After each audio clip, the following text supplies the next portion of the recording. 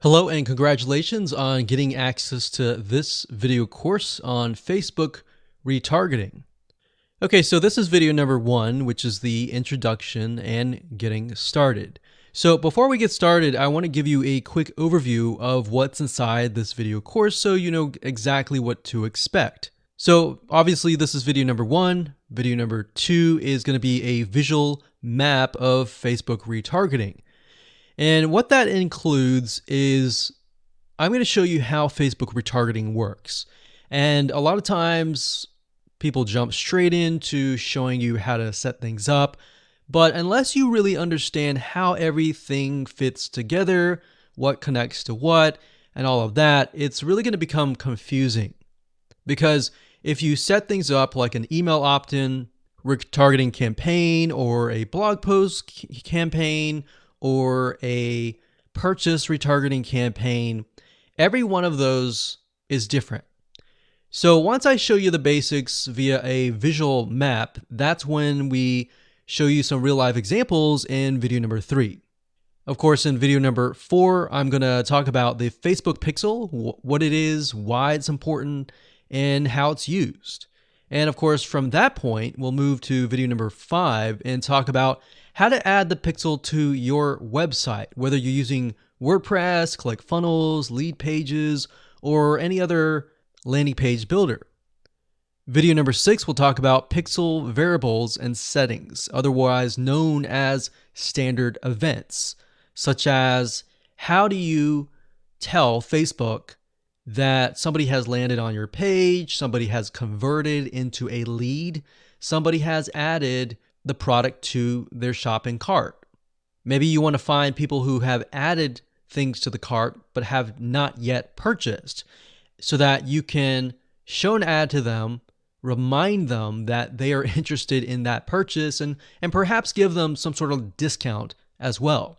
Video number 7, we're going to talk about custom audiences, which are essentially lists or segments of people that you have targeted. And when you create your Facebook ad, you can then target that specific custom audience and show that specific ad to that audience. And then of course, in video number 8, we'll have some practical application and show you how to create these custom audiences.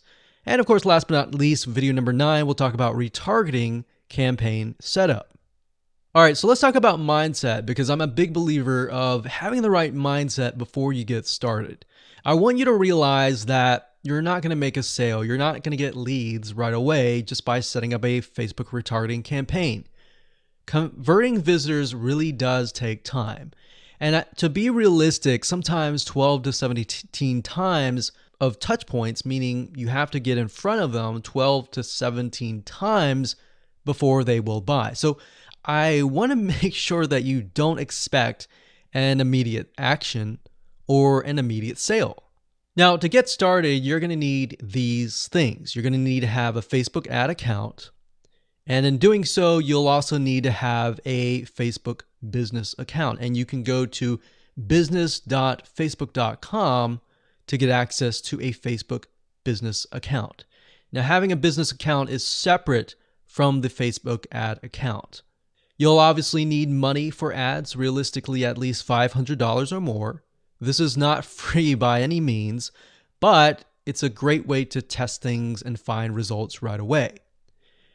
You'll also need to have an idea of how you are selling your product or service in terms of your website, in terms of your funnel landing page setup, meaning how many pages do you have in your funnel? Do you have 3? Do you have 4? Do you have 5? How many? So you want to have an idea of that before you get started, because it'll start to make sense once I show you around. And of course, you'll need to have some sort of mind map or flowchart software. And the reason for that is it will help you be able to map things out, map your own plan of attack out, so that you will be able to successfully implement everything that we're teaching you. Hello and welcome back. This is video number 2. And in this specific video, we're going to show you a bird's eye view of how Facebook retargeting works. So you may have a general idea of how Facebook retargeting works, but my goal here is to kind of give you a visual mind map of how all the pieces connect together. Because if I jump in and start showing you to do this, to do that, and I don't explain what things are and why things are important, I know that you will get confused, and I don't want to overwhelm you, so that's the goal here. So let's dive in. Obviously, this is going to be the visitor, and the visitor comes to a website, a landing page, whatever page that you want. Let's say that it is a blog post, and it could be a specific blog post. It doesn't matter. So they visit this blog post, and on the blog post, in order for us to know that they visited the blog post, there's going to need to be a piece of code. And that piece of code is called a Facebook pixel. Now, I'm not going to talk about that right now, but all you need to know is that the Facebook pixel tracks them. I'm going to talk briefly about the Facebook pixel later on because it can get kind of technical. So all you need to know right now is a piece of code that tracks them. It lets us know that they have visited this particular blog post. Now, bear in mind that if you want to learn how to set things up with different scenarios, what do you do with an opt-in page? Or what do you do when you're trying to get somebody to fill out a form? Or what do you do when you're trying to sell a product? Well, I'm going to talk about different real-life examples in the next video. All right, so just keep that in mind. Let's just talk about the basics.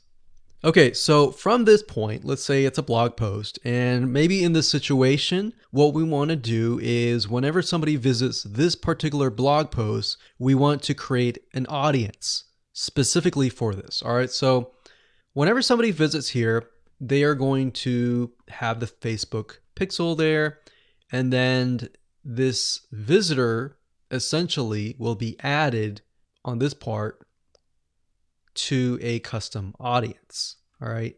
And don't worry, we're going to explain all of this later on. Now, this custom audience is going to allow us to say, okay, anybody who visits this page is now added to this audience here. Now, why do you need an audience? Well, you need an audience because when it comes to trying to put ads up, so let's put this up. Let's do a Facebook ad.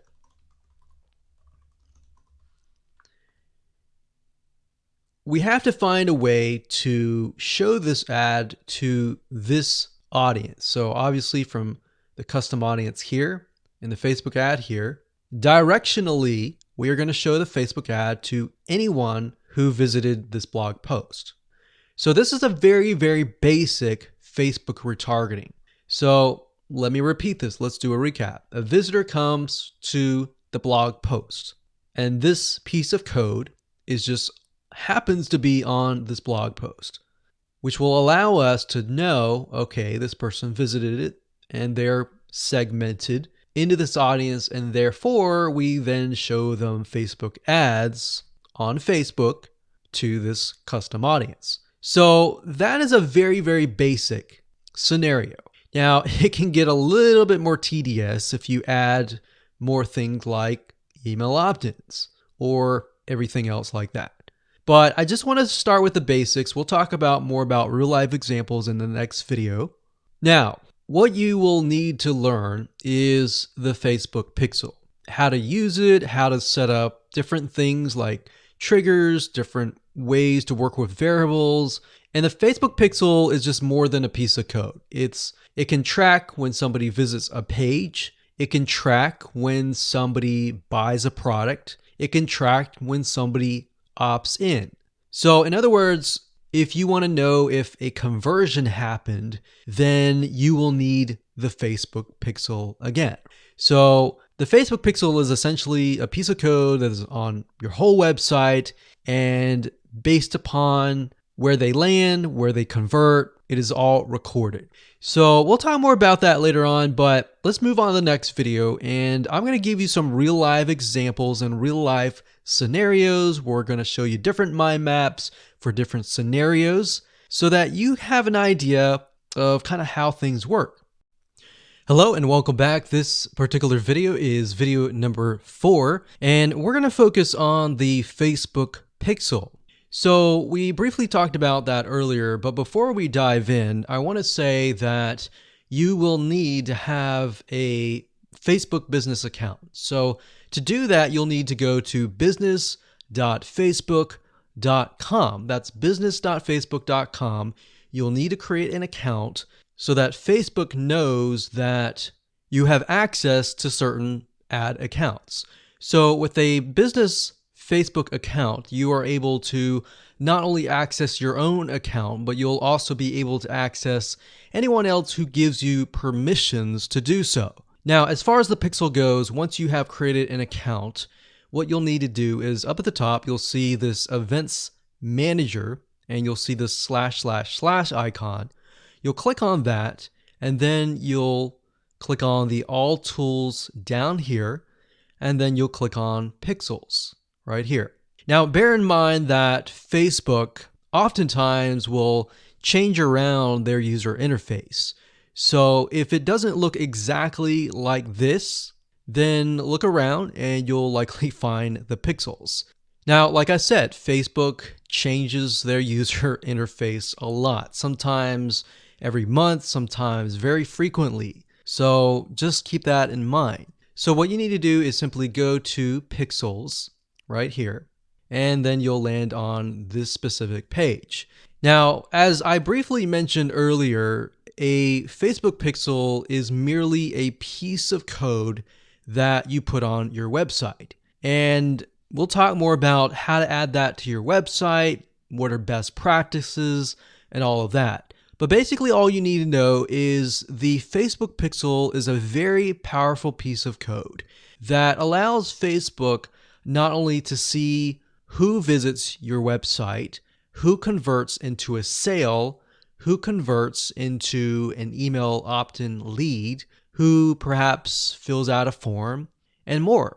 It also collects a lot of data about the visitor, who they are, what sites they visit, and a lot more data. In fact, Facebook in itself has so much data that as far as being an advertiser, it enables you to reach more people that are actually interested in what you have to offer. So that's basically what a pixel is. And to set it up, all you have to do is go to this page, click on Setup here, and it'll give you different options. So you can either click this here to manually install the code yourself, and it'll basically give you a piece of code that you will install. Or as you can see here, it says Facebook Pixel currently integrates with these platforms here. So you can click that and it'll allow you to add it to these locations here. And if you are not a web developer and you have a web developer and you prefer to send that information to them, then you can click email instructions to the developer. Now, we're going to talk more about this in the next video on how to get the code, how to add that code to your website. If you're using a WordPress website, what kind of WordPress plugins should you use? And we'll talk more about that in the next video.